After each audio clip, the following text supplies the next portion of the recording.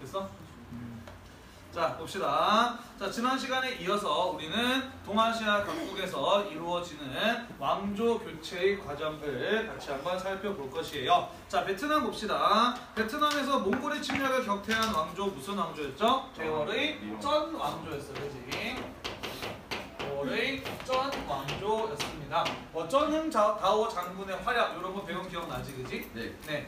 자, 이것은 사실 어떻게 보면은 기적적인 승리였어요, 그지? 그 누구도 몽골의 침략을 막아낼 거라고 예상하지 못했는데 기적적으로 그들의 침략을 막아냈어요, 그죠? 자, 이런 기적과 같은 승리를 거두었기 때문에 그 전쟁은 승리로 이끄는데 큰 공을 세운 사람들 당연히 어마어마한 포상을 받았을 것이에요, 그죠? 자, 그런데 그게 좀 과했던 것이죠. 이들이 받은 포상이 너무 커서 그 포상을 받은 귀족들의 힘이 너무 강해졌어요. 걔네들이 뭔가 잘못을 해도 왕실에서 정부에서 그것을 제대로 통제할 수가 없는 수준이었다라는 것이죠. 자, 그러면서 그런 귀족들이 농민의 토지를 빼앗는다든지 지나치게 무거운 세금 같은 것들을 부과하게 됩니다. 그래서 결국 몽골의 침략도 막아냈던 이 쩐 왕조는 외부 세력이 아니라 내부적인 문제로 무너지게 되어 농민과 노비의 봉기로 멸망을 하게 되고요. 그 이후에 새롭게 성립된 왕조가 바로 밑줄칩시다. 호 왕조였어요.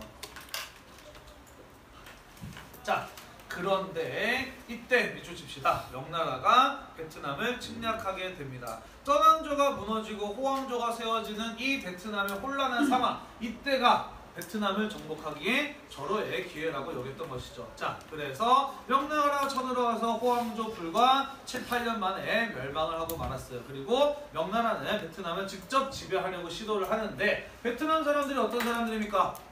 중국의 지배를 1000년 동안 받고도 결국 독립을 이뤄낸 사람들이에요, 그죠? 몽골족과 끝까지 싸워서 나라를 지킨 사람들이야, 그지? 명나라의 이러한 지배를 곱게 받아들이려 했을까? 아니었다라는 것이죠, 그죠? 레너이 같은 사람이 중심이 되어서 명의 지배로부터 벗어나고자 하는 저항운동, 독립운동이 계속해서 이어지게 됩니다. 성이 레시고 이름이 러이예요. 자, 그리고 이 레러이가 주도했던 저항운동이 결국에는 베트남에서 명나라 군대를 쫓아내는데 성공을 하게 됩니다. 그러면서 밑줄칩시다. 명나라 군대를 격퇴하고 새로운 왕조가 성립되었으니 그게 바로 무엇이었다? 레 왕조였다라는 거예요.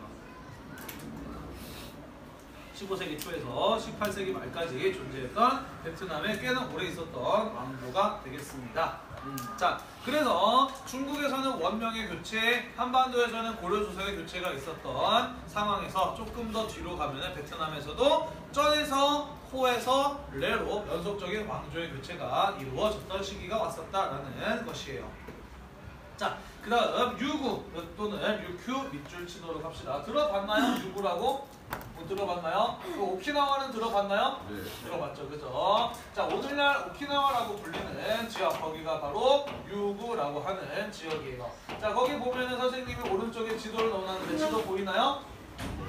보일 거예요, 그죠? 자, 이 일본과 중국, 타이완 사이에 조그마한 섬 3개가 있어. 바로 요게 유구 왕국이라고 하는 것이었어요. 자, 오늘날은 여기 뭐라고 부르냐면은 오늘날은 오키나와 열도라고 부릅니다. 자, 19세기에 일본이 이 오키나와 열도, 당시에는 유구 왕국이라고 불렸던 나라를 무력으로 점령을 합니다. 그러면서 오늘날은 일본 영토의 일부가 되었는데요. 원래는 일본과는 전혀 다른 유구 왕국이라고 하는 별개의 나라가 있었던 지역이에요. 오늘날은 오키나와 열도라고 불립니다. 자, 여기 위치를 보면은요, 뭐 하기 좋을까요? 무역하기 되게 좋아요, 그죠? 이쪽으로 가면은 중국이고, 이쪽으로 가면 일본이고, 여기로 가면은 조선이고, 여기 밑으로 가면은 필리핀, 인도네시아 같은 동남아시아 지역이 나옵니다. 자, 그래서 이 유구는요, 동아시아의 해상 교역이 편리한 지역임과 동시에 동아시아와 동남아시아를 이어주는 해상 교역의 거점이기도 했었다라는 것이에요. 자, 그래서 나라는 굉장히 조그맣고 힘은 약한 나라였지만 한때 바다를 통해서 이루어진 해상 교역을 통해서 막대한 부를 쌓았던 나라, 그게 바로 유구 왕국이라고 하는 나라였다라는 것이에요. 자, 그러면 이 유구 왕국에 대해서 간단하게 좀 살펴볼게요. 자, 14세기 1300년대에 이 조그마한 섬 3개의 각각의 왕조가 성립했었어요. 그리고 100년 동안 병립 함께 존재를 했었던 것이죠. 자, 그러다가 명나라가 세워졌을 때 명나라 태조 홍무제 주원장이 이들에게 조공을 바칠 것을 요구했는데, 자, 얘네들 힘이 센 나라일까 약한 나라일까?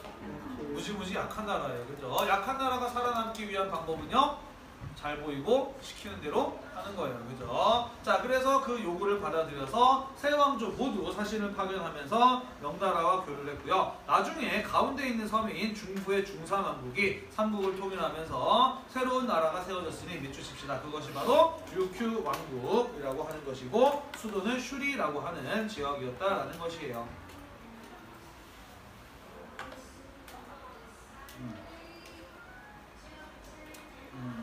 내가 니네 말을 선택한 게 오디오 때문인데 오늘따라 오디오가 상당히 거슬리네.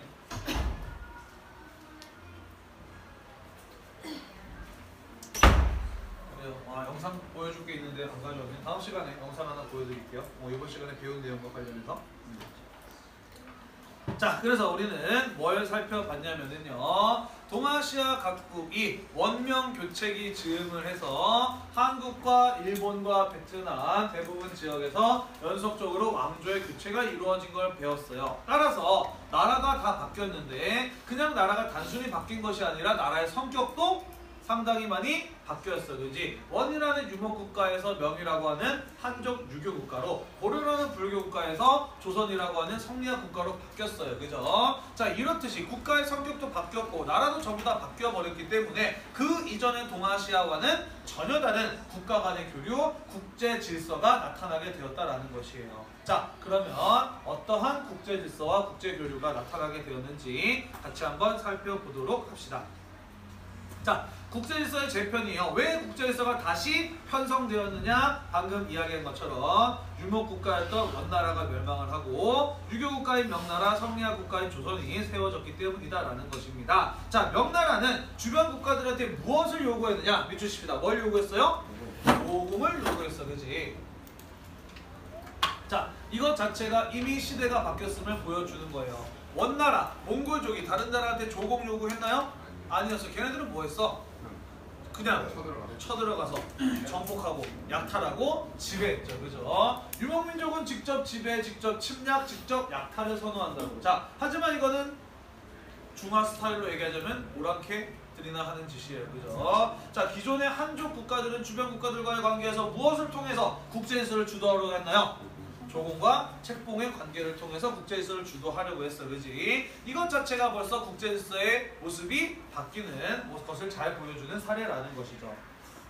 자, 그리고 명나라와 조공 책봉 관계를 맺었을 때 이익을 얻을 수 있는 나라들인 일본, 조선, 대왕조, 유고 같은 나라가 이런 것들을 수용하게 됩니다. 그러면서 밑줄 칩시다. 명나라 중심의 조공 관계가 동아시아의 새로운 국제 질서로 자리 잡게 되었다라는 것이에요. 이것은 중국 중심의 국제 질서, 중화사상적인 조공 책봉 체제가 부활하였음을 의미하는 것이죠. 따라서 국가 간의 교류도 어떻게 되었을까요? 활발해졌어요? 이론적으로 바뀌었어?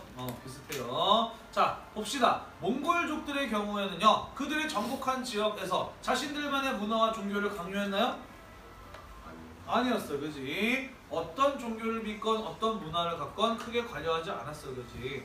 그렇기 때문에 문화와 종교에 대해서 관용적인 태도를 보였어요. 그죠? 그러면서 활발한 동서 교류가 이루어지게 되면서 세계 각국의 문화와 종교가 함께 섞이고 발전하는 모습을 볼 수가 있었어요. 그죠? 자, 그런데 지금 명나라는 조공과 책봉 관계를 통해서 국제관계를 주도하기 시작을 했어. 그지? 원나라 때처럼 자유로운 교육이 이루어질 수 있었을까?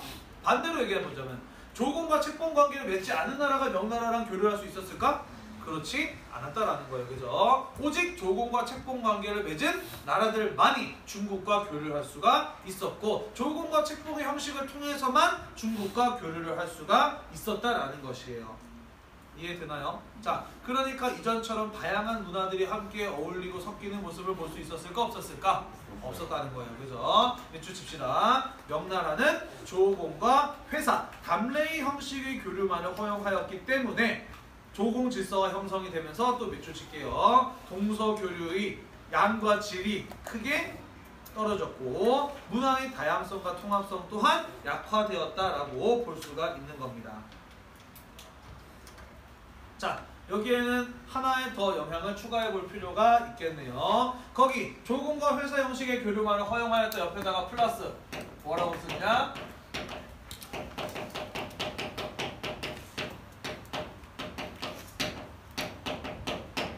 중화 사상의 영향이라고도 씁시다. 중화 사상. 중국이 세계에서 가장 뛰어나다라고 생각을 하는 거예요. 중국 빼고 나머지는 다 뭐라고 생각했나요? 오랑캐라고 생각했어. 굳이 우리가 세계 최고인데 오랑캐들의 문화를 배우고 흡수할 필요가 있다고 생각했을까? 아니에요. 그죠? 그러므로 문화의 교류와 다양성과 통합성도 크게 약화되었다라고 볼 수가 있는 것이죠. 자, 그러면서 서아시아와의 교역이 침체되고요. 동아시아 지역 내의 교류도 축소되었다라고 볼 수가 있는 겁니다. 자, 우리는 항상 과거의 사실을 배울 때, 역사를 배울 때 뭘 생각해야 되느냐? 이것이 현재 어떤 의미가 있는가를 생각해 볼 필요가 있어요. 그죠? 자, 물론 서아시아와의 교류가 중단되었기 때문에 중국이 어마어마한 피해를 입었다라고 이렇게 할 수는 없지만 그래도 과거 원나라 때 서아시아와 활발한 교류를 통해서 역법이라든지 그죠? 천문학이라든지 꽤나 중요한 기술들이 중국에 들어올 수 있었어요. 그죠? 그렇지? 자, 그러므로 다른 나라의 문화와 종교에 대해서 개방적인 태도를 가지면서 우리 것만을 고집하는 태도는 썩 바람직하지 못하다라고 볼 수가 있어요. 그죠? 요즘에 우리나라도 상당히 그런 모습을 강하게 보이고 있다라고 생각을 해요. 특히 이슬람 세계에 대한 문화라든지 그지 우리나라 사람들이 잘 이해하지 못하는 세계 사람들이나 이런 문화들에 대해서 상당한 편견을 가지고 있죠. 그죠? 뭐 요번에 여러 차례 이야기했지만 뭐 어디니 제주도에 온 그죠? 난민들 같은 경우에 대한 강력한 거부반응 그런 것들을 봐도 알 수가 있어요. 그죠? 또 뭐 같은 민족이라고 해도 그죠? 조선족들 같은 경우에는 또 상당히 부정적인 인식을 가지고 있죠. 그죠? 인종이 다르고 문화가 다른 것이 아니라 같은 민족, 같은 인종이라고 할지라도 이 사람이 어느 나라 출신이냐에 따라서 또 그렇게 강한 차별과 거부감을 가지고 있는 나라가 우리나라예요. 그죠? 그러다 보니까 요즘에는 우리나라가 너무 좀 이렇게 폐쇄적인 방향으로 흘러가는 것이 아닌가. 요즘 경제가 어렵다 보니까 우리나라 사람들이 다른 나라의 인종과 민족, 문화, 그들의 어떤 다양성 이런 것들을 받아들이는 포용성이 많이 줄어들지 않았나 하는 그런 생각이 들어요. 앞으로 더욱더 세계화 시대가 열리게 될 것이고 그죠? 국제교류가 활발하게 이루어질 텐데 우리도 좀 더 이런 것들을 타산지석으로 삼아서 좀 우리가 바뀌어야 되지 않나 좀 더 개방적인 생각을 가져야 하지 않을까 하는 뭐 그런 것들을 생각을 해봅니다.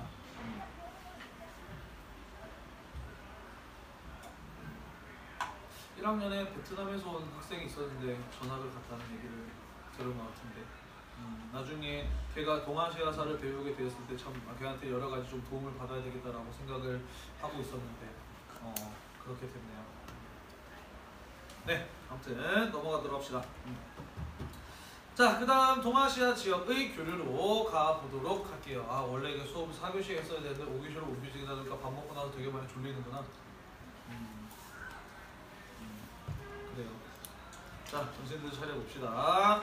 자, 그 다음 동아시아 지역의 교류 보도록 할게요. 자, 그렇지만 국가 간의 교류가 아예 없었던 것은 아니었어요. 그죠? 조공과 책봉, 조공과 담례 형식으로 어쨌든 동아시아 지역 내 국가 간의 교류는 이루어지고 있었습니다. 특히 조선과 일본의 경우에는 명나라의 문화를 받아들이면서 발전을 하는 모습들을 볼 수가 있었던 것이죠.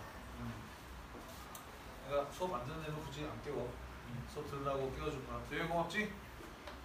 한 번 더 자고 있으면 참으로 고맙게도 시원하게 싸대기 한 대게 날려줄게. 알았지? 마침 싸대기 때리기 좋게 딱 안경도 벗고 있네. 그지? 자, 봅시다.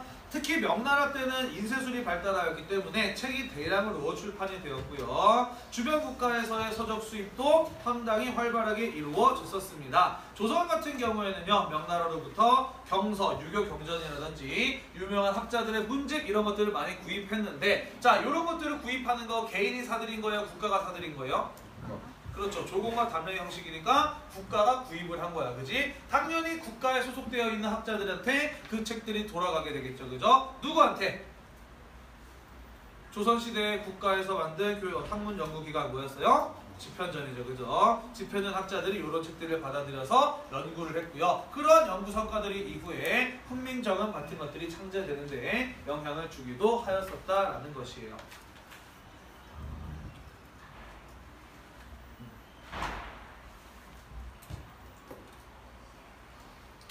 그래서 동아시아 지역에서 이 왕조의 교체가 이루어지게 됨에 따라 국가 간의 교류가 어떠한 방식으로 바뀌게 되었는지를 같이 한번 이야기해 보았습니다. 내가 방금 뭔 얘기를 하려고? 아, 그래, 맞아.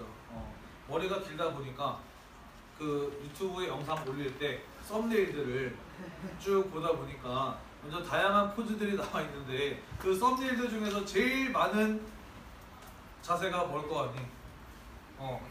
요거 아니면은 그렇지. 이거 썸네일 보면 전부 다 요거 아니면은 요거 이렇게 세 개로 하고 있더라고. 어떻게 하면 될까? 조금 더 길러야지, 그지?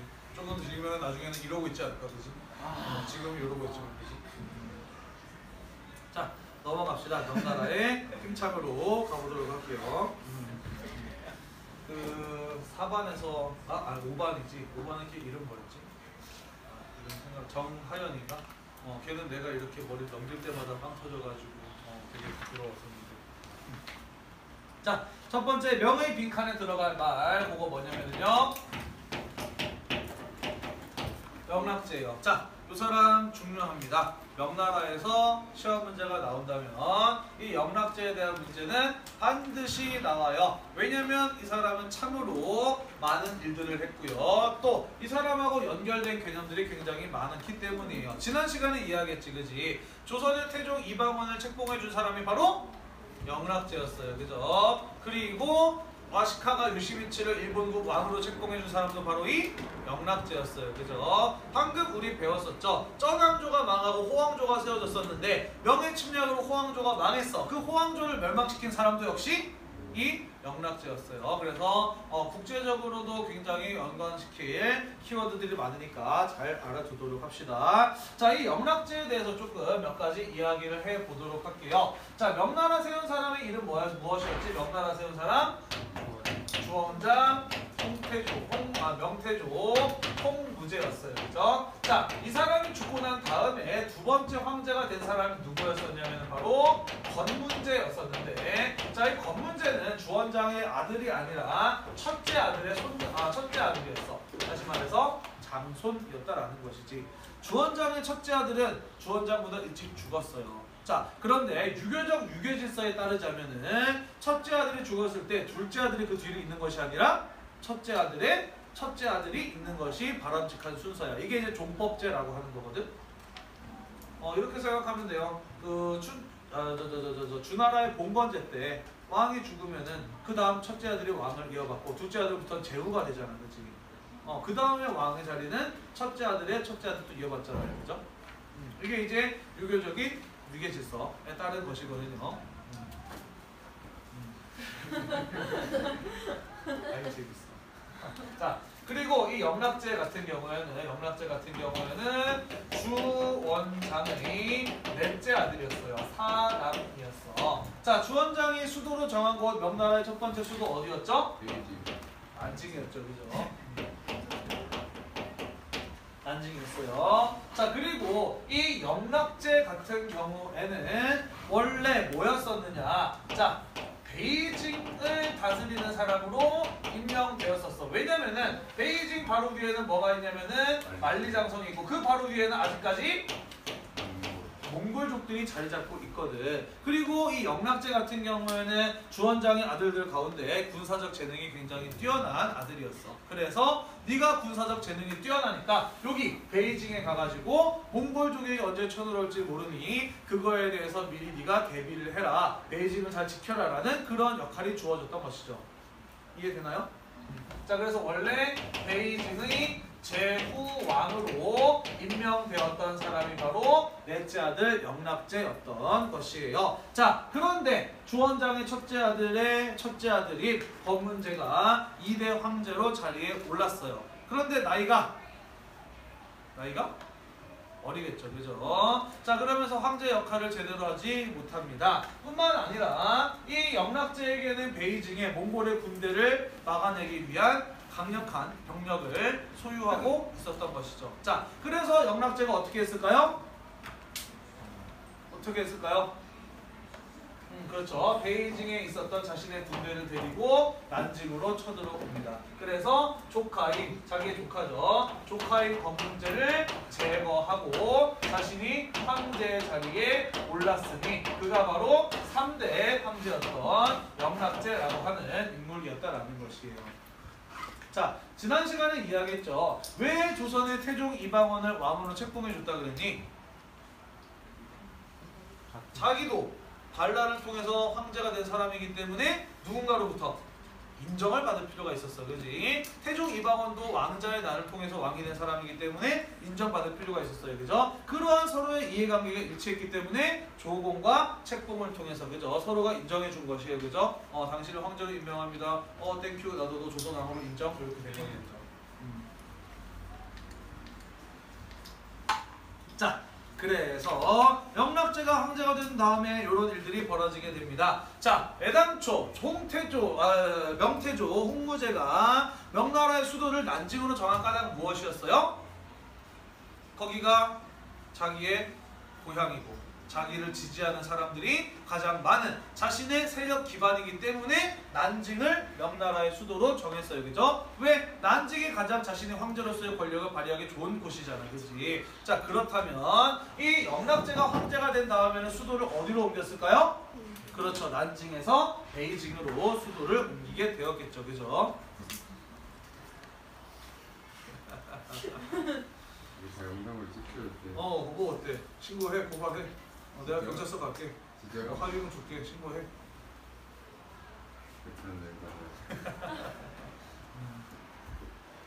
자, 그죠? 수도 어디로 옮겼다고? 베이징. 난징에서 베이징으로. 자, 그 다음 자기는 반란을 통해서 황제가 된 사람이기 때문에 사실 황제로서의 정통성이 좀 떨어져요. 그죠? 그러므로 어떠한 수단을 써서라도 자신의 권위를 높일 필요가 있었어. 그래서 베이징에다가 거대한 궁전을 짓습니다. 그게 바로 무엇이냐면 들어봤니? 그렇죠. 자금성을 건설을 하죠. 자금성. 들어봤나요? 자금성의 정문 이름 뭔지 알아요? 자금성의 정문. 우리나라로 치자면 경복궁에 있는 광화문 같은 거. 천안문이라고 들어봤니 혹시? 그 중국 관련 뉴스 나오면은 제일 먼저 나오는 장면 있잖아. 거대한 문 앞에 마오쩌둥의 사진이 걸려 있고, 그지? 넓은 광장 있고, 그 앞에 이제 군인들 행진하고 뭐 이런 거 본 적 있지, 그지? 그게 이제 중국의 자금성의 정문인 천안문이고 그 앞에 있는 넓은 광장이 바로 천안문 광장이라고 하는 곳이에요. 역사적으로 대단히 중요한 사건들이 많이 일어난 곳이죠. 자, 이 천안문이 바로 그 자금성의 정문인데 크기가 어떨까? 황제의 권위를 높이기 위해서 만들었어. 굉장히 그죠? 거대하다고 볼 수 있습니다. 아마 크기가 960 제곱미터. 가로 세로 960m, 거의 1km 정도 되는 그런 거대한 크기의 궁전이라고 해요. 짓는데 한 14년 정도 걸렸다고 하고요. 선생님도 여기 관광을 갔다 온 적이 있어. 그래서 천안문에서 시작해서 가운데 있는 제일 메인 건물까지 이렇게 갔다가 이렇게 돌아왔어. 물론 중간에 화장실도 가고 사진도 찍고 아이스크림도 사 먹고 했는데 이렇게 갔다가 이렇게 오는 데까지 한 2시간 반 정도 걸렸어요. 엄청나게 거대한 사이즈라는 것을 짐작해 볼 수가 있죠. 그죠?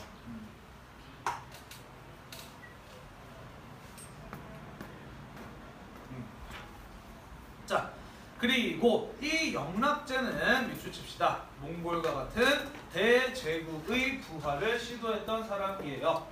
얘 자고 있으니까 내가 물 조금 뺏어 먹어도 모르겠지.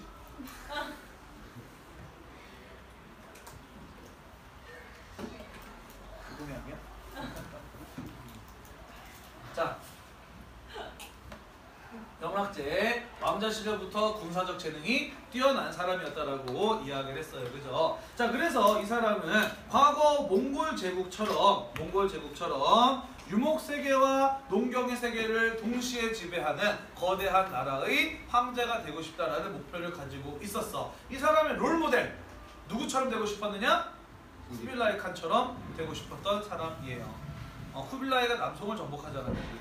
그래서 중국과 동시에 몽골 초원의 지배자가 되고 싶었던 사람이 바로 이 영락제라는 사람입니다. 자, 그래서 초원 지역을 정복하기 위해서 무려 5차례나 만리장성 이북의 몽골을 공격하기도 했고요. 베트남으로 쳐들어가서 대월의 탕롱 북부지방이죠.를 일시적으로 지배하기도 했었고, 서쪽으로는 티베트 지방까지 간접적으로 지배하기도 했었다라는 것이에요. 대단히 활발한 정복 활동을 벌였던 사람이 바로 이 영락제라고 하는 사람이다라는 것입니다. 자, 그리고요, 아까 이 사람의 롤 모델이 뭐라 그랬지? 쿠빌라이 칸이라고 그랬어, 그지? 쿠빌라이 칸 남송을 정복하고 난 이후에 바닷길도 장악을 했잖아, 그지? 그래서 이 영락제도 바닷길을 통해서 진출하고 싶어 했습니다. 바닷길을 장악하고 싶어 했던 것이죠. 자, 그러면서 이 영락제가 대규모 해양 프로젝트를 진행을 하는데, 그게 바로 무엇이냐면 역사적으로 대단히 중요하고도 또 유명한 정화의 원정이라고 하는 사건이에요. 다른 말로는 거기 뭐라고 써있나요? 정화의 항해라고도 써있죠. 그죠? 정화의 원정 또는 정화의 항해라고도 하는 사건이 되겠습니다. 자, 정화는 어떤 사람이냐? 거기 밑에 보면 뭐라고 써있어요? 생목인 출신의 환관이라고 돼 있어. 그지? 그러니까 원래 어디에서 활동했던 사람일까? 생목인이라니까 원나라에서 활동했던 사람이에요. 그죠? 이 사람 원래 중앙아시아 출신인데요. 원나라에서 환관이 되었어. 그리고 원명의 교체가 있었는데 이 사람이 워낙 능력이 뛰어나서 그대로 원에서 이어서 명나라 때까지도 환관으로 활동했던 사람입니다. 중앙아시아, 서아시아 세계에 대한 대단히 풍부한 지식을 가지고 있었고 말도 굉장히 잘했고요. 특히 몇 개 국어를 할 줄 알았다고 했더라? 8개 국어? 8개의 외국어를 할 줄 아는 사람이었다. 아무튼 네, 그렇게 알고 있어요. 자, 그래서 굉장히 능력이 뛰어난 사람이다 보니까 명나라 때도 계속해서 활용이 되었던 것이고 영락제의 이용을 받았다. 영락제의 적극 활용이 되었던 인물이 바로 정화라는 사람이에요. 자, 봅시다. 원나라가 바닷길을 장악했던 목적은 무엇이었지? 바닷길을 통해서 자유로운 교육을 하기 위해서였어요. 그죠? 자, 그런데 원에서 명으로 넘어가게 되면서 국제교류의 성격이 바뀌었다 그랬어. 그지? 자유로운 교육에서 뭘로? 왜 폐쇄적이야? 그렇지. 조공과 책봉의 형식으로만의 교류를 허용하게 되었다고 했어요. 그죠? 그러므로 쿠빌라이 칸이 자유로운 교육을 위해서 바닷길로 진출했다라고 한다면 영락제는 무엇을 위해서 정화라는 사람을 바닷길로 보냈을까? 무엇을 위해서? 밑줄 칩시다. 조공 질서를 바닷길로 확대하고자 하는 목적에서 이 정화라는 사람을 바닷길로 보냈다라는 것이죠. 자, 상당히 거대한 대규모의 프로젝트였어요. 총 7차에 걸쳐서 이루어졌고요. 거기 62척이라고 되어 있는데 아니에요. 62척은 제일 처음에 한 62척이었고 이 원정에 동원되었던 배의 숫자는 총 3,500여 척 정도였다라고 이야기를 해요. 어마어마하게 많은 숫자의 배를 동원했고 여기에 동원되었던 인원도 무려 27,000명 정도였다라고 이야기를 합니다. 그죠? 자, 그래서 이 거대한 선단이 이 수많은 사람들을 싣고 동아시아를 넘어서 동남아시아, 인도양을 항해하고 어디까지 갔어요? 아프리카 동해안까지 갔어요. 그죠? 자, 어느 날 갑자기 바다로 수십 척, 수백 척의 배가 쏴 하고 몰려 들어옵니다. 그걸 본 사람들은 어떤 느낌을 받았을까? 여러분들 표현대로 하자면 지렸겠지? 그죠? 굉장히 큰 뭐랄까 힘, 큰 어떤 국력 이런 것들을 느꼈겠죠. 그죠? 자, 그래서 명나라가 조공을 요구했을 때 조공을 바쳤을까요? 당연히 그 압도적인 규모에 쫄아서 조공을 바쳤겠죠. 그죠? 자, 그래서 아프리카 동해안까지 명나라의 국력을 과시하고 조공을 받아서 돌아왔던 항해, 그게 바로 정화의 원정 또는 정화의 항해라고 하는 사건이었던 것이에요. 이것은 대단히 역사적으로 중요한 일이었습니다. 왜냐하면 바닷길로 그냥 교역이 연결되었다는 것뿐만이 아니라 실제로 동아시아 사람이 직접 배를 타고 아프리카 동해안까지 갔다라고 하는 것은 그 이전에는 볼 수 없었던 큰 성과이기 때문이에요. 그 뒤에 60년 정도 뒤에 신항로 개척이 이루어지고 난 다음에야 유럽 사람들이 배를 타고 직접 아프리카를 넘어서 인도양 동남아시아를 거쳐서 동아시아까지 직접 왔다라는 것이지. 그래서 신항로 개척보다 훨씬 더 이른 시기에 신항로 개척만큼의 비교될 만큼의 큰 성과를 거둔 것이 바로 정화의 항해였다라는 거예요. 콜럼버스가 아메리카 대륙을 발견하기 60년 뒤고요. 콜럼버스가 아메리카 대륙에 가지고 갔던 배는 고작 3척밖에 안 됐어. 그거에 비하면 정화의 항해가 얼마나 명예 국력에 강했으며 또 신항로 개척에 비견될 만한 큰 성과를 냈는지를 알 수가 있는 것이죠. 그죠? 그런데 우리는 신항로 개척은 초등학교 때 배우는데 왜 정화의 원정은 이제 고등학교 2학년이 되어서야 고작 동아시아사 따위 같은 과목에서나 배울까? 그렇게 중요한 일이었는데 신항로 개척에 비견될 만큼 큰 업적인데 왜 우리는 신항로 개척에 대해서 잘 알고 이것에 대해서는 잘 모를까? 역사적 가치가 떨어지기 때문이겠지. 신항로 개척의 경우에는요. 유럽인들이 신항로 개척 이후에 전 세계를 직접 돌아다니면서 교역을 합니다. 그러면서 아메리카 대륙까지 포함된 전 세계적인 교역망이 형성이 되고요. 그것은 유럽 역사에 나아가서 전 세계 역사에 굉장히 크고도 중요한 변화들을 가지고 와요. 자, 그런데 정화의 원정 어땠느냐? 물론 아프리카 동해안까지 가서 조공을 받아오기는 했어. 그런데 그 사람들이 조공으로 바치기에 중국 역사에 굉장히 큰 변화를 가져왔을까? 아니었어요. 뭔가 놀랍고 신기한 것들이긴 했지만 그다지 경제적으로나 문화적으로나 큰 가치를 갖거나 변화를 가져올 만한 것들은 아니었다라는 것이에요. 정화의 원정을 하기 위해서 명나라 엄청난 많은 비용을 쏟아 부었는데 얻은 것은요? 딱히 없었다라는 거야. 그지? 그러니까 한 7번 해보고 더 이상 할 필요 없다라는 생각이 들어서 중단된 거예요. 그리고 그 7차례 항해를 통해서 뭔가 동아시아 사회가 급격하게 변화를 겪은 것도 아니었다라는 것이지. 뭐만 하게 됐느냐? 그렇게 멀리까지 가봤는데 역시 중국이 짱이구나 라는 것만 확인하고 돌아왔던 게 바로 정화의 원정이었던 것이에요. 그러니까 앞으로 그렇게 멀리 갈 필요가 없다라고 해서 중단되었던 것이고 활발했던 동서의 교류가 멈추었던 것이죠. 그런 얘기가 있어.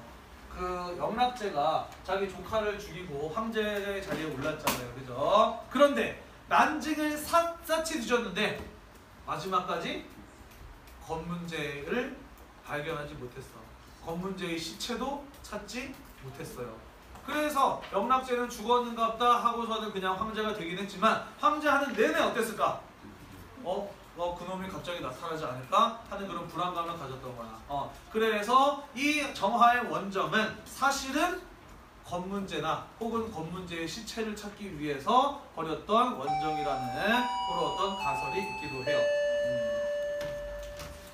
조금 더 해야 되는데. 다음 시간. 네, 다음 시간에